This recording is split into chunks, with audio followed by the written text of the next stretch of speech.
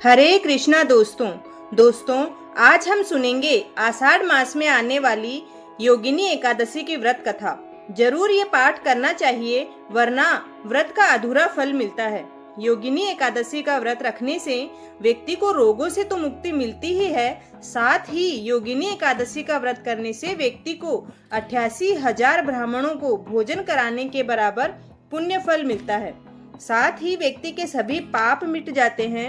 योगिनी एकादशी के दिन विष्णु पुराण में वर्णित इस कथा का पाठ जरूर करना चाहिए। इस कथा को सुनने से पहले भक्तों, अगर आप मेरे चैनल पर नए हैं तो चैनल को जरूर सब्सक्राइब कीजिए, वीडियो को लाइक कीजिए और अपने प्रियजनों के साथ अवश्य ही शेयर कीजिए। युधिष्ठिर ने पूछा, हे वासुदेव, आषाढ़ मास के कृष्ण पक्ष की जो एकादशी है उसका नाम क्या है? कृपया उसका वर्णन कीजिए। भगवान श्री कृष्ण बोले, हे युधिष्ठिर, हे कुंती पुत्र, आषाढ़ कृष्ण पक्ष की एकादशी का नाम योगिनी है। यह बड़े बड़े पापों का नाश करने वाली है। संसार सागर में डूबे हुए प्राणियों के लिए यह सनातन नौका के समान है। तीनों लोकों में यह सारभूत व्रत है। अब सुनो, मैं इससे जुड़ी आपको एक कथा सुनाता हूँ। अलकापुरी में राजाधिराज कुबेर रहते हैं। वे सदा भगवान शिव की भक्ति में तत्पर रहने वाले हैं। उनके हेममाली नाम वाला एक यक्ष सेवक था, जो पूजा के लिए हमेशा उनके लिए फूल लाया करता था। हेममाली की पत्नी बहुत सुंदर थी। उसका नाम विशालाक्षी था। वह यक्ष काम पास में आबद्ध होकर सदा अपनी पत्नी में आसक्त रहता था।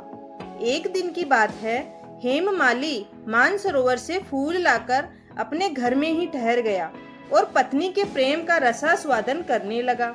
अतः भगवान राजा कुबेर के भवन में न जा सका। इधर कुबेर मंदिर में बैठकर शिवजी का पूजन कर रहे थे। उन्होंने दोपहर तक फूल आने की प्रतीक्षा की। जब पूजा का समय व्यतीत हो गया तो यक्षराज ने कुपित होकर सेवकों से पूछा, यक्षों, दुरात्मा हेममाली क्यों नहीं आ रहा है? इस बात का पता लगाओ। तब यक्ष ने कहा, राजन, वह तो पत्नी की कामना में आसक्त हो अपनी इच्छा के अनुसार घर में ही रमण कर रहा है। कुबेर ने तुरंत ही अपने सेवकों को भेजकर उस हेममाली को अपने समक्ष बुलवाया। हेममाली भय से व्याकुल होकर तुरंत ही कुबेर महाराज के सामने उपस्थित हो गया। उसे देखकर कुबेर की आंखें क्रोध से लाल हो गई। वह गुस्से में तिलमिला उठा। वे बोले, ओ पापी, ओ दुष्ट, ओ दुराचारी, तूने भगवान की अवहेलना की है। अतः क्रोध से युक्त और अपनी उस प्रियतमा से वियुक्त होकर इस स्थान से भ्रष्ट होकर अन्यत्र कहीं चला जा। और उसने इन सभी बातों को कहते हुए उस यक्ष को श्राप दे दिया। कुबेर के ऐसा कहने पर वह उस स्थान से नीचे गिर गया। उस समय उसके हृदय में महान दुख हो रहा था। कोढ़ों से सारा शरीर पीड़ित था, परंतु शिव पूजा के प्रभाव से उसकी स्मरण शक्ति लुप्त नहीं हुई थी। पातक से दबा होने पर भी वह अपने पूर्व कर्म को याद रखता था। तदंतर इधर उधर घूमता हुआ वह पर्वतों में श्रेष्ठ मेरु गिरी के शिखर पर गया। वहां उसे तपस्या के पुंज मुनिवर मार्कंडेय ऋषि का दर्शन हुआ। पाप कर्मा यक्ष ने दूर से ही मुनि के चरणों में प्रणाम किया। हे मुनिवर मार्कंडेय ने उसे भय से कांपते देखकर परोपकार की इच्छा से निकट बुलाकर कहा, तुझे कोढ़ के रोग ने कैसे दबा लिया? तू क्यों इतना अधिक निंदनीय जान पड़ता है? तब वह यक्ष बोला, मैं महाराज कुबेर का अनुचर हूँ। प्रतिदिन भगवान शिवजी की पूजा के लिए मानसरोवर से कमल पुष्प लाकर कुबेर के भवन में पहुंचाना मेरा कर्म था। लेकिन एक दिन पत्नी के साथ रमण करते हुए मुझे समय का ज्ञान न रहा और पुष्प ले जाने में विलंब हो गया।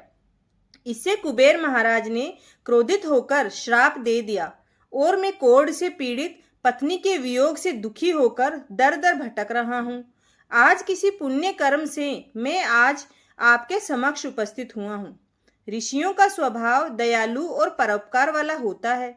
सो हे ऋषिवर, हे महात्मन, आप ही मुझ जैसे अभागे को कर्तव्य का बोध कराते हुए पाप से मुक्ति का कोई उपाय बताएं। तब मार्कंडेय ऋषि ने कहा, तुमने ये सच्ची बात कही है, असत्य भाषण नहीं किया है।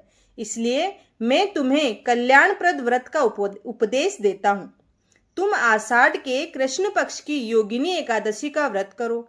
इस व्रत के पुण्य से तुम्हारी कोढ़ निश्चय ही दूर हो जाएगी।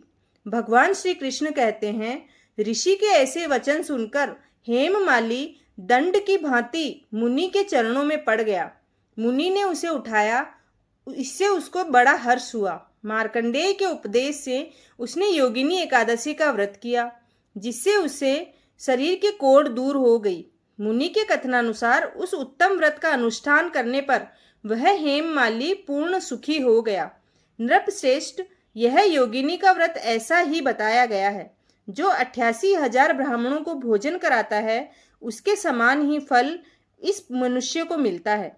जो योगिनी एकादशी का व्रत करता है, योगिनी महान पापों को शांत करने वाली और महान पुण्य फल देने वाली है। इसके पढ़ने और सुनने से मनुष्य सब पापों से मुक्त हो जाता है। भक्तों, अगर आपको ये कथा पसंद आई है तो चैनल को जरूर सब्सक्राइब करें और कमेंट करना ना भूलें। धन्यवाद।